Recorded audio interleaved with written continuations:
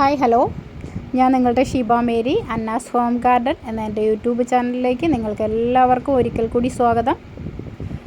നമ്മളുടെ wild Fox ടെയിലിൻ്റെ orchid ഒരുപാട് പേര് വീണ്ടും നമുക്ക് എൻക്വയറി തരുന്നുണ്ട്. അപ്പോൾ നമ്മൾ എടുത്തതെല്ലാം അന്ന് തീർന്നു പോയായിരുന്നു. അത് ഇനി വരുന്ന ഈ ചൂട് സമയം കഴിഞ്ഞാൽ ഉടനെ വരുന്ന മഴയത്ത് നന്നായിട്ട് ഫ്ലവർ ചെയ്യുന്ന സാധനമാണ്. അപ്പോൾ അത് വൈൽഡ് ഫോക്സ് ടെയിൽ എന്ന് പറയുന്നുണ്ട്, എങ്കിലും അത് റിങ്കോ സ്റ്റൈൽ ഫാമിലിയിൽ പെടുന്നതാണ്. നമുക്ക് കൊണ്ടുവന്നു കഴിഞ്ഞാൽ അതിന് 2-3 തരത്തിൽ നമുക്ക് വളർത്താൻ പറ്റും. ഒന്ന്, നമുക്ക് ഏതെങ്കിലും മരത്തിൽ വെച്ച് കെട്ടിക്കൊടുത്ത് വളർത്താം. 2, നമുക്ക് ഓർക്കിഡുകൾ വളർത്തുന്നത് പോലെ തന്നെ ചെറിയ ചട്ടികൾ, സ്ക്വയർ ചട്ടികളിലാക്കി നമുക്കിതിനെ വളർത്താൻ പറ്റും.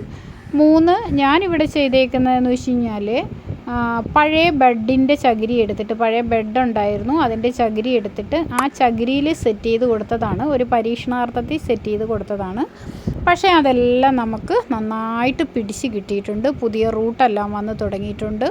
ഞാനത് കെട്ടി വെച്ച് കൊടുത്തതിന് ശേഷം ഡെയിലി 2 നേരം നനച്ച് കൊടുത്ത്, അതിന് ശേഷം ഒരു 10 ദിവസത്തിന് ശേഷം NPK, ചാണകവെള്ളം ഇതെല്ലാം ഞാൻ സ്പ്രേ ചെയ്ത് കൊടുക്കുന്നുണ്ടായിരുന്നു. എന്തായാലും നല്ലതായിട്ട് റൂട്ട് വന്ന് നന്നായിട്ട് പിടിച്ച് കിട്ടി. അപ്പോൾ അതിൽ നിന്നും മരമില്ല എന്നുള്ള ബുദ്ധിമുട്ട് നമുക്ക് ഒഴിവാക്കാം. മരത്തിൽ മാത്രമല്ല, ചട്ടികളിലും തൂക്കിയിട്ട് ഹാങ്ങിങ് ചെയ്യുന്ന ടൈപ്പിലും ഒക്കെ നമുക്കിത് വളർത്താൻ പറ്റും.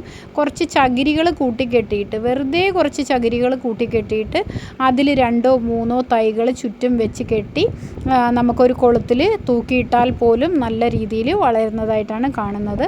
അപ്പോൾ നല്ല മണമുള്ള വയലറ്റും വെള്ളയും ചേർന്നിട്ടുള്ള വീഡിയോയിൽ കാണുന്നത് പോലെ തന്നെ നല്ല ഫ്ലവർ വരുന്ന ചെടികളാണ്. എല്ലാം നല്ല മെച്യൂർഡ് പ്ലാന്റാണ് നമ്മൾ കൊടുക്കുന്നത്. ഫ്ലവർ വന്നു കഴിഞ്ഞതും മെച്യൂർഡായിട്ടുള്ള പ്ലാന്റുകളുമാണ് നമുക്ക് കൊടുക്കുന്നത്. നല്ല രീതിയിൽ ഒരുപാട് സാധാ നമ്മുടെ ഓർക്കിഡുകൾ വളർത്തുന്നത് പോലെ തന്നെ ഒരുപാട് ഓവർ കെയറിങ് ഇല്ലാതെ തന്നെ നമുക്ക് ഈ ഫോക്സ് ടെയിൽ അല്ലെങ്കിൽ റിങ്കോൾ സ്റ്റൈലിനെ നമുക്ക് വളർത്തിയെടുക്കാം. നല്ല രീതിയിൽ തന്നെ നമുക്കിത് വളർത്തിയെടുക്കാം. ഒത്തിരി ഫ്ലവർ തരും. ഒരു വർഷം നമ്മൾ നട്ട് കഴിഞ്ഞാൽ തുടർന്നുള്ള വർഷങ്ങളിൽ നമുക്ക് കെയറിങ്ങും കുറച്ച് മതി. ഒരുപാട് തൈകൾ അതിൽ നിന്ന് തന്നെ സ്പ്രെഡായി നമുക്ക് നല്ല രീതിയിൽ വളർത്തിയെടുക്കാൻ പറ്റും. ഇത്തവണ നമ്മൾ ഈ പ്ലാന്റ് മേടിക്കുന്ന കസ്റ്റമേഴ്സിന് നമ്മുടെ വീട്ടിൽ തന്നെ ഉണ്ടായ മൾട്ടി പെറ്റലായിട്ടുള്ള വയലറ്റ് ശംഖുപുഷ്പത്തിൻ്റെ സീഡും അതുപോലെ തന്നെ ആകാശമുല്ല, നക്ഷത്രമുല്ലയെന്ന് പറയുന്ന ചെടിയുടെ വൈറ്റ് കളറിൻ്റെ വിത്തുകളും നമ്മൾ ഫ്രീ ആയിട്ട് കൊടുക്കുന്നുണ്ട്. കാരണം അത് നമ്മളുടെ കയ്യിൽ ഒരുപാടുണ്ട്. അപ്പോൾ അതുകൊണ്ട് ഈ ചെടി മേടിക്കുന്ന കൂട്ടത്തിൽ ആ ആൾക്കാർക്ക് നമ്മൾ ഈ തൈകളും കൂടി കൊടുക്കുന്നുണ്ട്. അപ്പോൾ വീണ്ടും ഒത്തിരി എൻക്വയറി വന്നതുകൊണ്ടാണ് നമ്മൾ ഇട്ടത്.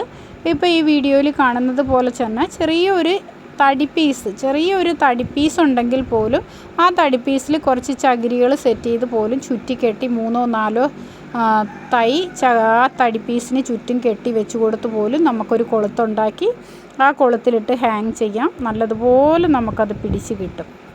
അപ്പോൾ പിന്നെ മഴയാണോ വെയിലാണോ ഇതൊന്നും പേടിക്കാൻ വേണ്ട. മറ്റുള്ള ഓർക്കിഡ് പോലെയല്ല, മഴയും വെയിലും ഒക്കെ ഇവർ അതിജീവിച്ച് വരുന്നത് കൊണ്ട് നമുക്ക് കുഴപ്പമില്ല. നന്നായിട്ട് തന്നെ വളർത്തിയെടുക്കാൻ പറ്റും. അപ്പോൾ ഇപ്പോൾ കുറച്ച് പ്ലാന്റുകളും കൂടി നമുക്ക് കിട്ടിയിട്ടുണ്ട്. അന്ന് വീഡിയോ ഇട്ടപ്പോൾ എല്ലാ പ്ലാന്റുകളും നമുക്ക് തീർന്നു പോയായിരുന്നു. അതുകൊണ്ടാണ് വീണ്ടും ഇങ്ങനെ ഒരു വീഡിയോ ഇടുന്നത്. കുറച്ച് പ്ലാന്റുകളും കൂടെ കിട്ടിയിട്ടുണ്ട്. അപ്പോൾ ഒത്തിരി നേഴ്സറിക്കാരൊക്കെ പ്ലാന്റുകൾ ചോദിച്ചിട്ടുണ്ടായിരുന്നു.